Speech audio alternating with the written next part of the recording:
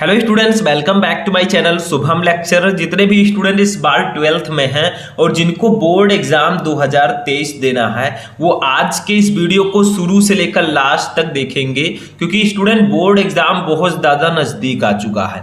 ऐसे में अब आपके पास ज़्यादा समय नहीं है। अब आपको उन चैप्टर को और उन क्वेश्चंस को पढ़ने होंगे जो आपके बोर्ड एग्जाम के लिए बहुत ज़्यादा इंपॉर्टेंट हैं। तो आज के इस वीडियो में हम क्लास 12 केमिस्ट्री के चैप्टर 9 जिसका नाम है हाइलो एल्केन तथा हाइलो एरीन, ठीक है, इस चैप्टर के जितने भी इंपॉर्टेंट क्वेश्चन हैं जो आपके बोर्ड एग्जाम में इस बार आएंगे उन सभी को हम आंसर के साथ पढ़ेंगे।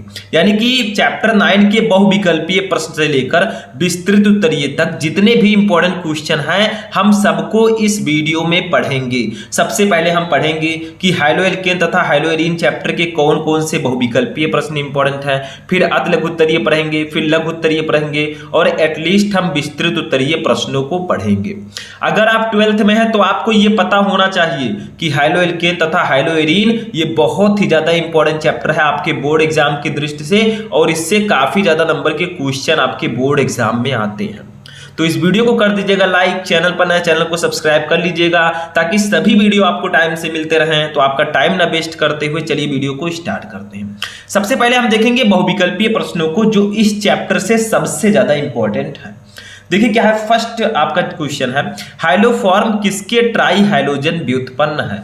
यानी कि जो हमारे हाइलोफॉर्म होते हैं, हाइलोफॉर्म का मतलब, हाइलो का मतलब क्या, हाइलोजन। हमारे हाइलोजन के अंतर्गत कौन कौन आते हैं, हाइलोजन को हम एक्स से लिखते हैं, इसके अंतर्गत फ्लोरीन, क्लोरीन, ब्रोमीन, आयोडीन, ठीक है, आंस्टाटीन, ये सब आते हैं आपके हाइलोजन ग्रुप के अंदर, ठीक है। अब देखिए हाइलोफॉर्म किसके ट्राई हाइलोजन व्युत्पन्न है। फर्स्ट है मेथेन, सेकंड है एथेन, थर्ड है प्रोपेन, फोर्थ है बेंजीन। तो इसका राइट आंसर होगा मेथेन। देखिए हाइलोफॉर्म जो होते हैं वो हमारे मेथेन के ट्राई हाइलोजन व्युत्पन्न हैं। अब आप लोग कहेंगे सर जी कैसे।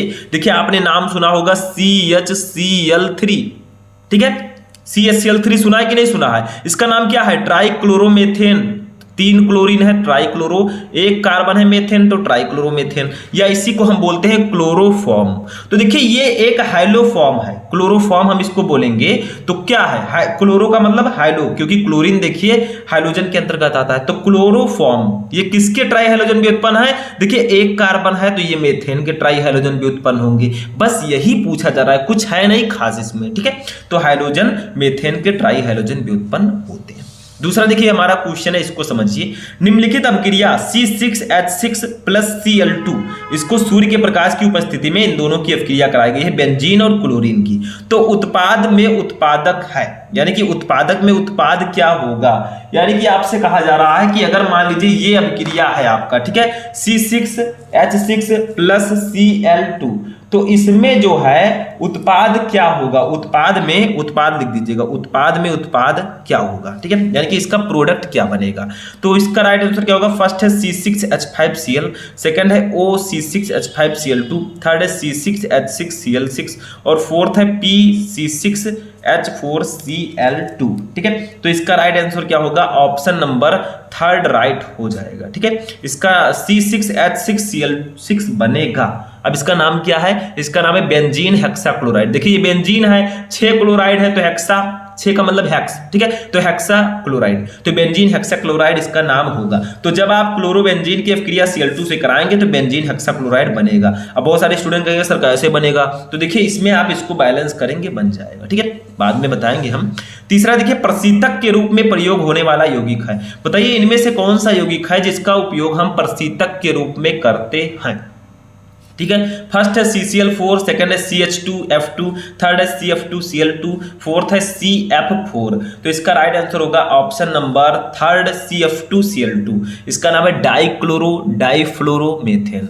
देखिए क्लोरीन कितना है 2, तो ये डाइक्लोरो हो गया। फ्लोरीन कितना है 2, तो डाइफ्लोरो हो गया। C का मतलब 1 कार्बन है तो मेथेन, तो इसका नाम क्या होगा, डाइक्लोरो डाइफ्लोरोमेथेन। सिंपल सा है, कुछ है कुछ नहीं है, ठीक है। तो प्रशीतक के रूप में प्रयोग होने वाला जो यौगिक है इसमें वो CF2Cl2 है जिसका नाम है डाइक्लोरो डाइफ्लोरोमेथेन, ठीक है। बस हो गया।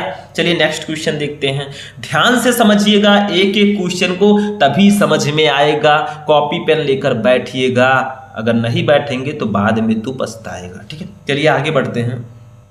अब देखिए नेक्स्ट हमारा है क्वेश्चन नंबर 4। देखिए क्लोरोफॉर्म प्रकाश की उपस्थिति में वायु द्वारा धीरे धीरे ऑक्सीकृत होकर बनाता है। यानी कि अगर हम क्लोरोफॉर्म को प्रकाश की उपस्थिति में रख दें, बाहर रख दे खुले में, तो वो प्रकाश और वायु के द्वारा ऑक्सीकृत होकर क्या बनाएगा? फर्स्ट है फास्जीन, सेकंड है फार्मिकम, थर्ड है फार्मिक क्लोराइड, फोर्थ है मेथिल क्लोराइड। तो इसका राइट आंसर हो जाएगा ऑप्शन नंबर फर्स्ट फास्जीन। ठीक है, वो बनाएगा फास्जीन जिसका फॉर्मूला होता है COCl2। और फास्जीन एक बहुत ही विषैली गैस है, इसीलिए हम इसीलिए हम फास्जीन को यानी कि जब क्लोरोफॉर्म को रखते हैं तो प्रकाश और वायु की उपस्थिति में नहीं रखते हैं, क्योंकि ये ऑक्सीकृत होकर फास्जीन बना लेता है जो कि एक विषैली गैस है। ठीक है, इसीलिए हम इसको या तो बंद बोतल में रखेंगे या हम एथिल अल्कोहल की कुछ बूंदे मिलाकर रखेंगे ताकि प्रॉब्लम ना हो।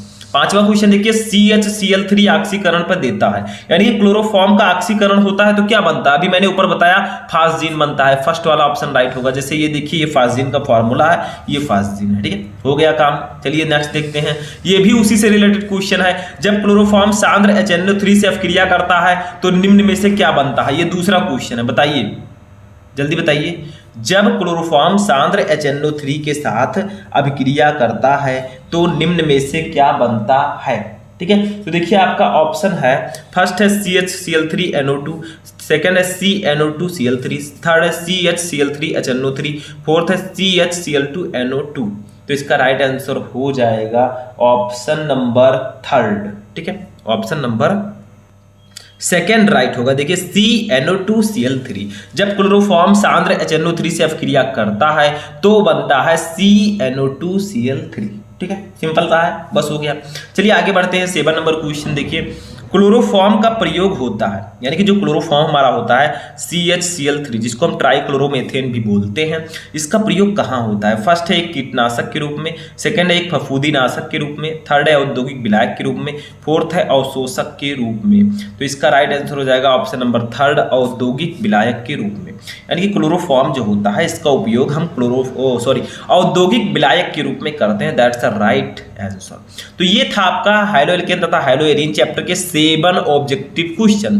तो ये तो थे बहुविकल्पीय प्रश्न। अभी हमें और आगे जाना है, यानी कि अति लघु उत्तरीय प्रश्न पढ़ना है, लघु उत्तरीय प्रश्न पढ़ना है और फिर विस्तृत उत्तरीय प्रश्न पढ़ना है। तो चलिए देखते हैं इस चैप्टर के अति लघु उत्तरीय प्रश्न कौन कौन से ज्यादा इंपॉर्टेंट हैं। अब देखिए सबसे पहले हम देखते हैं अति लघु उत्तरीय प्रश्न, यानी कि इस चैप्टर के कौन कौन से मोस्ट इंपॉर्टेंट हैं। तो देखिए ये एक फर्स्ट क्वेश्चन जो है ये थोड़ा सा घुमा फिरा कर दिया गया है। ऐसे एग्जाम्स में आएंगे कि देखिए शुष्क ईथर की उपस्थिति में सोडियम तथा एक यौगिक A के 2 मोल आपस में अभिक्रिया करके एथेन बनाते हैं। यौगिक A क्या है? रासायनिक समीकरण भी लिखिए। यानी कि इनके कहने का मतलब क्या है? देखिए एक यौगिक A है जिसका 2 मोल लिया गया है, वो सोडियम के साथ क्रिया करता है तो एथेन बनाता है। ठीक है, तो यौगिक A क्या है? तो आपको मैंने बताया था इस चैप्टर में वुड्स अभिक्रिया। ठीक है, मैंने बताया था एक वुड्स अभिक्रिया, तो यही अभिक्रिया यहाँ पर आपको लिखनी है। जैसे देखिए हम यहाँ पर ले लेते हैं CH, वुड्स अभिक्रिया में हम क्या लेते थे? हम लेते थे RI। ठीक है, यानी कि जैसे CH3I। ठीक है, मान लीजिए हमने ले लिया, इसके हमने 2 मोल ले लिए, क्योंकि देखिए क्या लिखा है, यौगिक A के 2 मोल आपस में अभिक्रिया करके एथेन बनाते हैं। देखिए शुष्क ईथर की उपस्थिति में सोडियम तथा एक यौगिक A के 2 मोल, तो इसकी अभिक्रिया किससे होती है? सोडियम से। देखिए इसकी अभिक्रिया हमने सोडियम से करा दी, तो क्या बनाएंगे? किसकी उपस्थिति में? ऊपर बताया गया है शुष्क ईथर की उपस्थिति में। ठीक है, शुष्क ईथर की उपस्थिति में, शुष्क ईथर, इसको हम मान लेते हैं यौगिक A, क्योंकि यही यौगिक A आपका है। ठीक है, अब यहां पर जब इसकी अभिक्रिया कराएंगे तो क्या बनेगा? देखिए हमें एथेन बनाना है, तो यहां से CH3 और CH3, देखिए 2CH3 है, तो यहां पर CH3 और CH3 हमारा बाहर निकल जाएगा, प्लस हमारा बचेगा क्या? देखिए यहां पर 2I है। ठीक है, 2I है और यहाँ पर Na है, तो हम एक काम करते हैं, यहाँ पर हम इसको 2Na कर देते हैं। क्या? 2Na कर देते हैं, तो हमारा बचेगा क्या? 2Na, यानी कि 2 Na है और I कितना? इसके आगे भी 2 है तो I कर देंगे, बस ये हमारा बन गया। ठीक है, तो यहाँ पर कहा गया था कि शुष्क ईथर की उपस्थिति में सोडियम तथा एक यौगिक, तो देखिए शुष्क ईथर की उपस्थिति में सोडियम और एक यौगिक A है। ठीक है, जिसका 2 मोल है, देखिए आगे 2 मैंने लगाया, 2 मोल आपस में अभिक्रिया करके देखिए एथेन ये बना रहे हैं, इसका नाम होगा एथेन। ठीक है, तो आपसे पूछा जा रहा है कि यौगिक ए क्या है, तो यौगिक ए जो आपका होगा ये क्या होगा, ये आपका होगा मेथिल आयोडाइड, इसका नाम लिख देता हूं मैं, मेथिल आयोडाइड,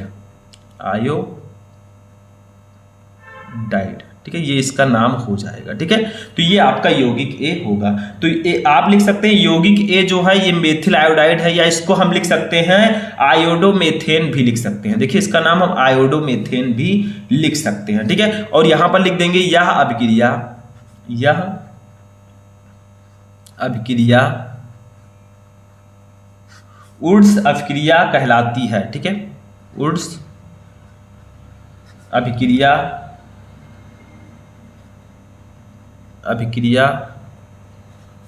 कहलाती है, यानी कि ये जो अभिक्रिया है ये वुड्स अभिक्रिया कहलाती है, क्योंकि मैंने आपको बताया था वुड्स अभिक्रिया में क्या होता है, जो हमारा जैसे हम क्या लेते हैं, RI लेते हैं। ठीक है, RX, जैसे I क्या है, ये एक हाइड्रोजन है।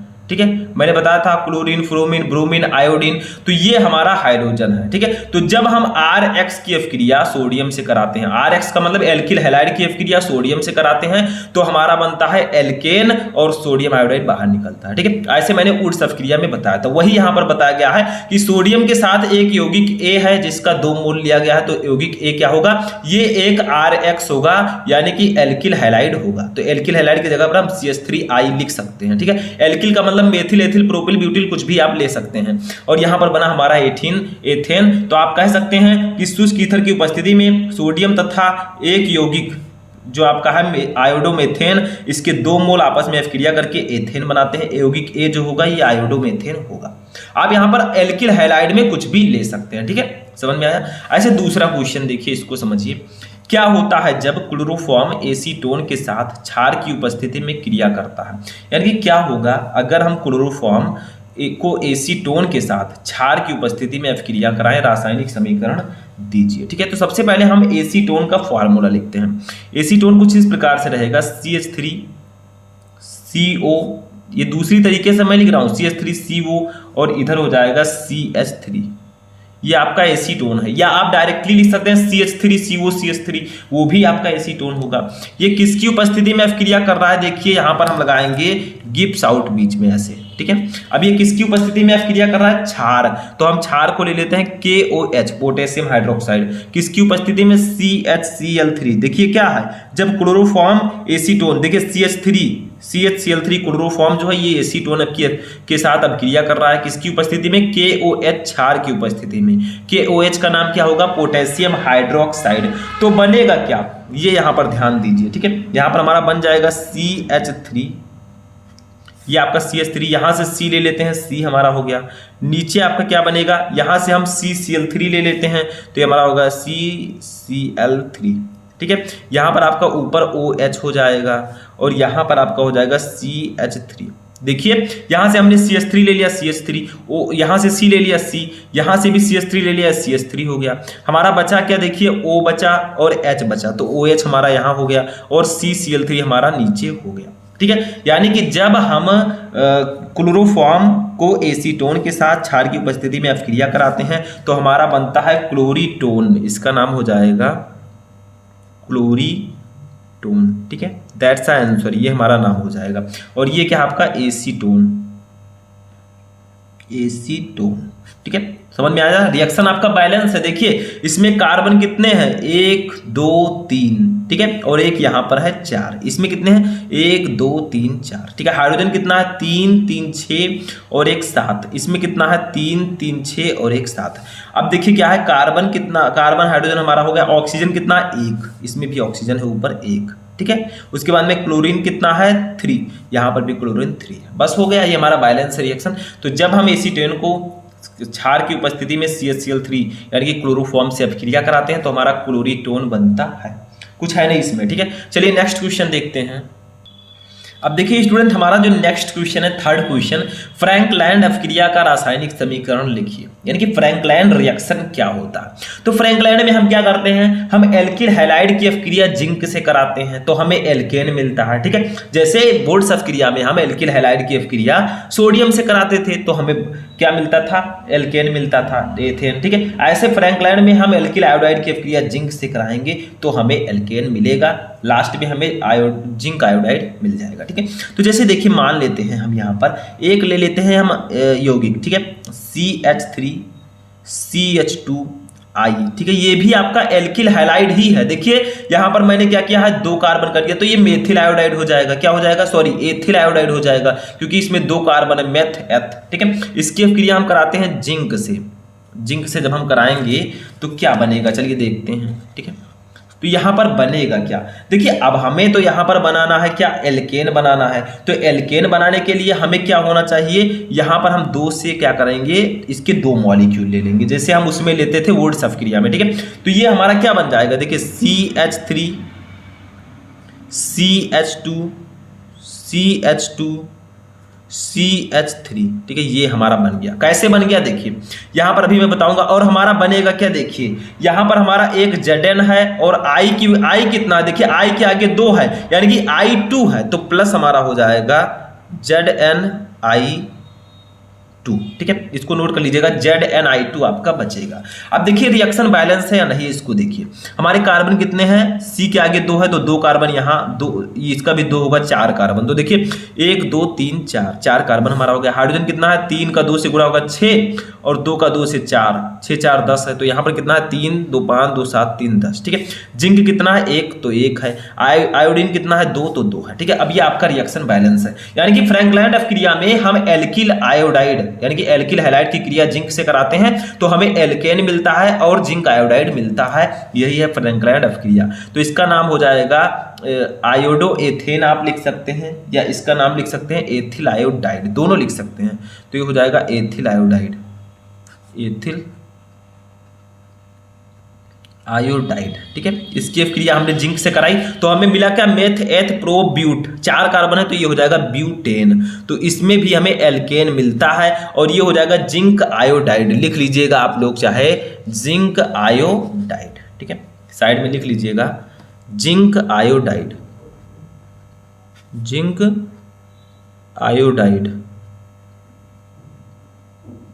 ठीक है, तो ये हमारा हो जाएगा रिएक्शन। तो फ्रैंकलैंड रिएक्शन में क्या कराते हैं हम, एल्किल हैलाइड की अपक्रिया जिंक से कराते हैं तो हमें एल्केन मिलता है एंड जिंक आयोडाइड बाहर निकलता है। That's a Frankland reaction. ठीक है, ये भी बहुत ही सिंपल सा था। अब देखिए एक एटलीस्ट क्वेश्चन हमारा 4 नंबर जो हमारे अतुल्य उत्तरीय का लास्ट क्वेश्चन है और इसको हमने अभी ऑब्जेक्टिव क्वेश्चन में भी डिस्कस किया था। देखिए क्या है क्वेश्चन कि क्लोरोफॉर्म को प्रकाश एवं वायु के प्रभाव से बचाने के लिए कौन सी सावधानियां बरती जाती हैं। यानी कि क्लोरोफॉर्म को हमें प्रकाश एवं वायु से अगर बचाना है तो हमें क्या क्या करना होगा, क्योंकि क्लोरोफॉर्म जो है प्रकाश और वायु से रिएक्शन करके क्या बनाता है, फास्जीन बनाता है। दैट्स अ वेरी, ये बहुत ही विषैली गैस होती है तो हमें तो दूर रखना पड़ेगा, नहीं तो फिर क्या होगा, प्रॉब्लम हो जाएगी। ठीक है, तो देखिए कैसे हम इसको बचाते हैं प्रकाश एवं वायु से।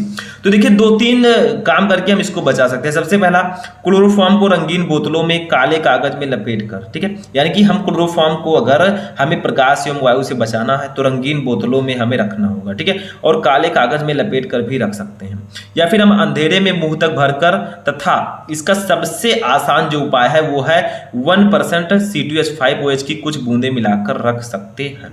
यानी कि 2-3 तरह से हम इसको बचा सकते हैं। एक तो क्लोरोफॉर्म को हम रंगीन बोतल में रख दें तो भी ये प्रकाश की उपस्थिति में नहीं जा पाएगा, या काले कागज में लपेट कर अंधेरे में रखें तो भी नहीं जा पाएगा। और अगर हम इसमें एथिल अल्कोहल की 1% एथिल अल्कोहल की कुछ बूंदें मिलाकर रख दें तो भी हम क्लोरोफॉर्म को वायु एवं प्रकाश से बचा सकते हैं। ठीक है, ये तीनों बहुत ही सिंपल से आइडियाज हैं, इसकी सहायता से आप इसको वायु एवं प्रकाश की उपस्थिति में जाने से सेव कर सकते हैं। ठीक है, तो ये आपका हो जाएगा क्लोरोफॉर्म, क्योंकि अगर ये वायु एवं प्रकाश की उपस्थिति में गया तो ये बना लेगा फास्जीन। ठीक है, बहुत ही विषैली गैस है। तो ये आपका हो जाएगा अति लघु उत्तरीय प्रश्न। तो 4 मोस्ट इंपॉर्टेंट अति लघु उत्तरीय प्रश्न जो सबसे ज्यादा इंपॉर्टेंट है आपके बोर्ड एग्जाम के लिए। ठीक है, अब देखते हैं नेक्स्ट टॉपिक क्या है, इस चैप्टर के कौन कौन से लघु उत्तरीय प्रश्न इंपॉर्टेंट इंपॉर्टेंट है, क्योंकि केमिस्ट्री में लघु उत्तरीय प्रश्न भी आते हैं। तो चलिए देखते हैं।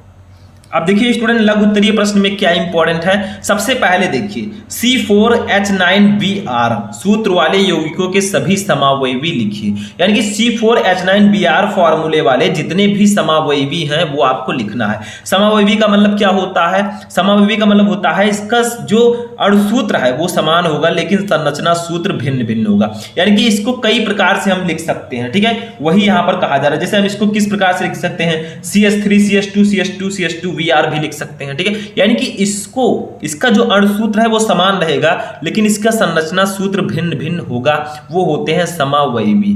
तो वही आपको लिखना है। इसका आंसर मैं पहले भी आपको बता चुका हूं। तो 4 समावयवी आपको लिखना है, ठीक है। सबका नाम भी अलग अलग होगा। दूसरा देखिए, निम्नलिखित पर टिप्पणी कीजिए। राइमर टीमन अपक्रिया, कार्बिलमिन अपक्रिया, वुड्स फिटिंग अपक्रिया, ठीक है। तो नेम्ड रिएक्शन में आपको पहले ही बता चुका हूं, आप लोग सर्च करेंगे या इसको एक एक करके सर्च करेंगे तो भी आपको वीडियो मिल जाएगा, ठीक है। समझ में आया? या आप कहिए कि full important named reaction Shubham lecturer, आपको वीडियो मिल जाएगा। थर्ड देखिए क्या है, हाइलो एल्केन में एक आणविक नाभिक रागी प्रतिस्थापन, यानी कि SN1 तथा द्वि आणविक नाभिक रागीय प्रतिस्थापन SN2 की क्रिया विधि उदाहरण द्वारा समझाइए। यानी कि SN1 एंड SN2 जो प्रतिस्थापन अभिक्रियाएं होती हैं उसका मैकेनिज्म आपको एग्जाम्पल के साथ बताना है। That's a most important question, बहुत ही ज्यादा इंपॉर्टेंट क्वेश्चन है इन लघु उत्तरीय प्रश्न में, ठीक है। तो ये 3 क्वेश्चन मोस्ट इंपॉर्टेंट है लघु उत्तरीय प्रश्नों में, तो इसको भी आपको पढ़कर जाना है। अब चलिए देखते हैं इस चैप्टर के कौन कौन से विस्तृत उत्तरीय प्रश्न इंपॉर्टेंट है। इन सबका आंसर मैं बहुत जल्दी लेकर आऊंगा। चलिए उसको देखते हैं। अब देखिए स्टूडेंट, विस्तृत उत्तरीय प्रश्नों को देखते हैं इस चैप्टर से कौन कौन से इंपॉर्टेंट है। तो देखिए हमारे इसमें, क्योंकि इसका नाम ही है high-low alkene and high-low arene, तो हमें इसमें एल्किल हैलाइड के बारे में पढ़ना होता है, हाइलो एल्केन के बारे में पढ़ना होता है, बेंजीन क्लोरोबेंजीन के बारे में पढ़ना होता है, ठीक है। तो इसमें विस्तृत उत्तरीय प्रश्नों में इसमें बहुत कम चांसेज होते हैं क्वेश्चन आने के, क्योंकि जो हमारा एल्कोहल फिनॉल ईथर चैप्टर है और इसके बाद एमीन चैप्टर है, इससे सबसे ज्यादा क्वेश्चन आते हैं। लेकिन इससे भी एक क्वेश्चन है इंपॉर्टेंट। देखिए, क्लोरोबेंजीन बनाने की विधियों का वर्णन कीजिए, इसके भौतिक तथा रासायनिक गुण भी लिखिए और इसके उपयोग लिखिए। ऐसे विस्तृत उत्तरीय प्रश्नों में आएगा, पहले आपसे बनाने की विधि पूछी जाएगी, भौतिक एवं रासायनिक गुण एवं उपयोग लिखिएगा, क्योंकि 5 नंबर ऐसे फ्री में नहीं मिलने वाले, ठीक है। और सेकंड एक और है, प्रयोगशाला में क्लोरोफॉर्म बनाने की विधि का वर्णन कीजिए, प्राप्त क्लोरोफॉर्म से शुद्ध क्लोरोफॉर्म कैसे प्राप्त करोगे, इसके प्रमुख गुणधर्म और उपयोग भी दीजिए। यानी कि क्लोरोफॉर्म हम कैसे बना सकते हैं, CHCl3 जिसको हम बोलते हैं ट्राइक्लोरोमेथेन या फिर क्लोरोफॉर्म, तो प्रयोगशाला में हम इसको कैसे बना सकते हैं ये आपको बताना है, ठीक है। ये भी बहुत ज़्यादा इंपॉर्टेंट क्वेश्चन है। तो यहीं पर हमारा ये वीडियो फिनिश होता है। यानी कि इस वीडियो में मैंने आपको बताया कि जो आपके 12th केमिस्ट्री का चैप्टर 9 है, जिसका नाम है high-low alkene and high-low arene, इससे कौन कौन से क्वेश्चन मोस्ट इंपॉर्टेंट है जो इस बार आपके बोर्ड एग्जाम में आ सकते हैं, ठीक है। पहले मैंने ऑब्जेक्टिव क्वेश्चन को बताया, फिर अति लघु उत्तरीय प्रश्नों को बताया, फिर लघु उत्तरीय प्रश्न और फिर विस्तृत उत्तरीय प्रश्न, ठीक है। तो चलिए हम मिलते हैं किसी नेक्स्ट वीडियो में नेक्स्ट टॉपिक के साथ। इसके बाद हम 10th चैप्टर को पढ़ेंगे। तो तब तक आप लोग अपनी तैयारी करते रहें और किसी भी टॉपिक में क्वेरी है तो कमेंट करके बताएं।